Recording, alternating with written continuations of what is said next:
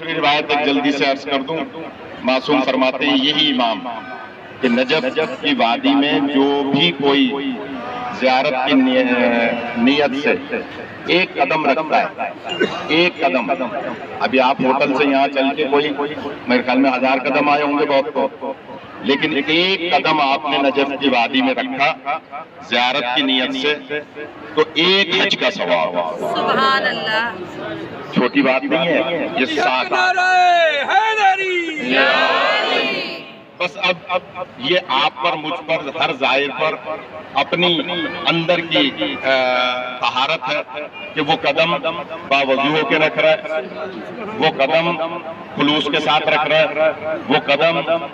مولا کو ذہن میں رکھ کے رکھ رہا ہے تاکہ اس کی عبادت میں اور ندرت پیدا ہو. آپ یہاں آئے ہیں، بہت ساری ہماری مائیں بہنیں ویل چیئرز پہ ہیں، بزرگ ویل چیئر پہ ہیں، خوش قسمت ہیں ان کی اولادیں یا ان کے عزیز جو ان کو لے کر آئے ہیں، جو ویل چیئر چلا رہے ہیں. چھوٹی بات نہیں ہے، ان کو ڈبل حج کا ثواب ہے ایک ایک قدم کے عوض کہ وہ کسی کی ویل چیئر بھی چلا رہے ہیں اور خود بھی چل رہے ہیں. لہٰذا آپ ان زیارات کو ہلکا